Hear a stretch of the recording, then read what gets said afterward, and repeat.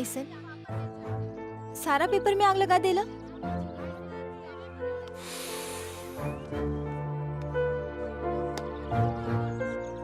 उ त सिर्फ पेपर रहे, तोहरा खातिर त पूरा दुनिया में आग लगा दे। ऐसे पागलपन काहे करे तारा? ये तो फर्स्ट सेमेस्टर के एग्जाम रहे, सेकंड में सुधार लेती ना हम। और पापा नाराज हो जाते तब? अरे हमारा सोना, तू नहीं के जानत। ये बात अगर कॉलेज के स्टाफ के पता चल जाए तो का होई? का हुई? तोहरा के कॉलेज से निकाल दिया जाए, तो हर कैरियर चौपट हो जाए, तो हर जिंदगी खराब हो जाए। अब ना हुई। काहे? ऐसे की तू हमारा जिंदगी में आ गई बड़ो। I love you Vijay. I love you too Sona. उठाई? हाँ। ला ला। अरे ना ना, हमरा सुंदर बर दोनों काफी मजबूत बा। अब बेटा बस इतना बता दा कि कौने क्लास में पढ़ा तारा, भविष्य के का योजना बा? बीए ऑनर्स करता रे, आ साथे साथे कंपटीशन के तैयारी में भी लागल बाणे। कौन कंपटीशन के तैयारी करा तारा बबुआ? रेलवे के, बैंक के, टीचर के। सब बतिया तो रउआ बतावता नहीं, यहाँ के कुछ बोलते नहीं की। ई गूंग हमन का जी? अरे ना जी, आज ही मौन व्रत में बाणे। अच्छा अच्छा ये बात है, तो चिंता ना करी, अब हमहू मौनवा वाली बतिया पूछते तानी। लगाता ही पंडितवा एक आंख हमार फोड़े के कहा था, हम दोनों फोड़ देवे कर। अब एकर भावार्थ का भइल?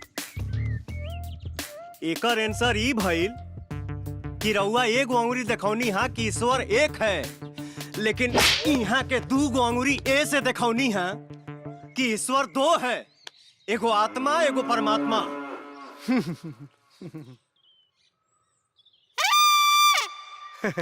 लड़का तो भाई बहुत है ज्ञानी बा। रुकी, अब दूसर मौन वाली सवालिया पूछा तानी।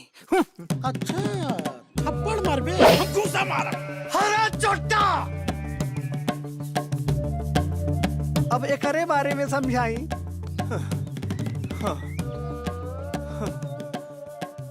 रउआ पूछनी हा कि तत्व पांच होला, छिति जल पावत गगन समीरा। त यहाँ के जवाब यह दिहनी है कि यही पांचों तत्व के मिला के ब्रह्मांड के रचना होला। अब ही का जवाब हो। अब ऐसा करता नहीं, गन्ना गन्ना मन्ना भी डाल लेता नहीं। हाँ? बाप रे, वाह वाह वाह वाह वाह वाह, सब करता सो रहे गुड़ मिलला। ई लड़का के था 3600 गुड़ मिलता। ये भाई अब रमुआ लोग आपस में नु लेनी देनी का बात कर ली लो। अजी लेन देन के का बात करे के बा? मन होके तो बारात के खर्चा दे दी ही। रहू अपन लड़की तो दे ही रहल बानी, उहे हमार लक्ष्मी ही हो। ठीक बा, ठीक बा। तो अब चलता नहीं जा, यही में 25 मई के अच्छा मुहूर्त बा लगन के। हाँ अच्छा चलता नहीं जा। प्रणाम। आई आई आई आई आई आई सब जन आई आई आई आई सब जन। दोनों के प्यार थे के पलनी।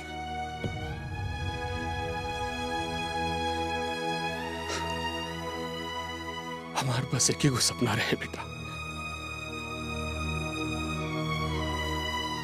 कि हमार सोना में बड़े होके हमरा से भी बड़ा अफसर बने,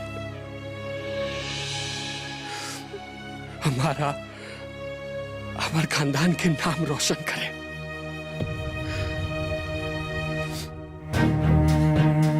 लेकिन लागत कि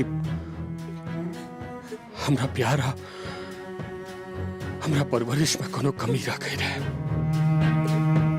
जे तू हमरा सपना के चकनाचूर करके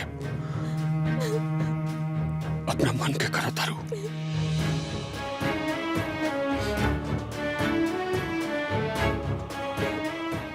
जोन मन करे तू करा बेटा, लेकिन एगो बात ध्यान में रख लिया कि आज के बाद तारा खातिर तहारी बाप हमेशा खातिर मर गए। जोन तार हर सपना पूरा करे खातिर अपन हर सपना के कुर्बानी दे डाले। पापा रवा जॉन का हम वही करब पापा।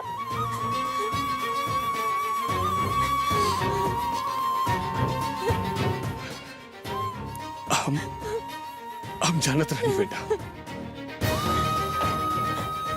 कि चाहे कुछ हो जाए, हमार सोना, हमार दिल कबो ना दुखैया।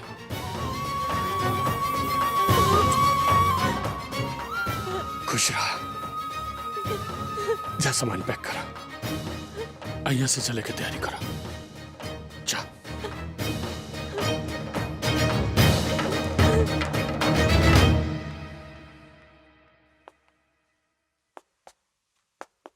भैया मामला बहुत गंभीर बा। कहे ना यशराज और सोना के जल्दी से जल्दी ब्याह कर देवल जाओ।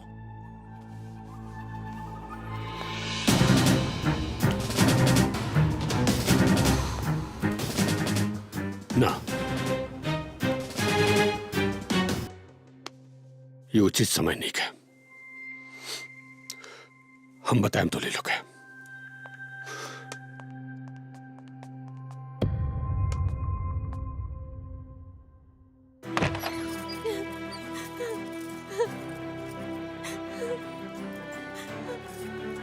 सोना, ए सोना, अरे का भाई काहे रोत पड़ू?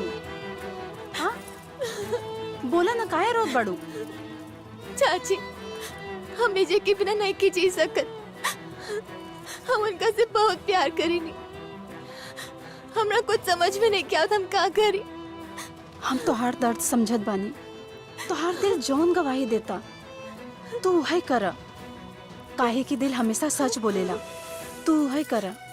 चाची अगर दिल के सुनतानी तो खानदान की इज्जत मर्यादा सब छोड़े की पड़ी। बाबूजी चाचा जी सब नाराज हो जाए और हम इन लोग की इज्जत ताक पे रख के कुछ नहीं की करी चाहत। हम का करी चाची?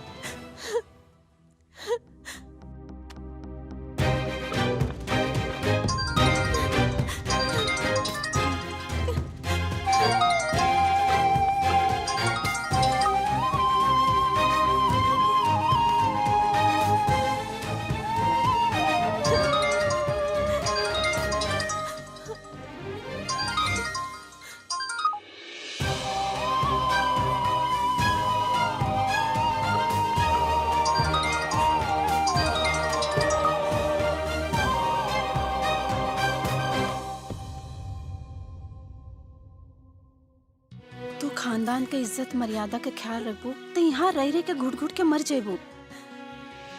काहे कि ये हवेली ना कैद खाना है। तू हमार बात माना तो यहाँ से चली जा और अपना प्यार के साथ खुश रह।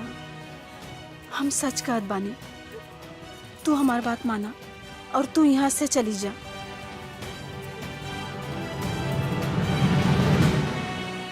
बचपन में मेरा मरीज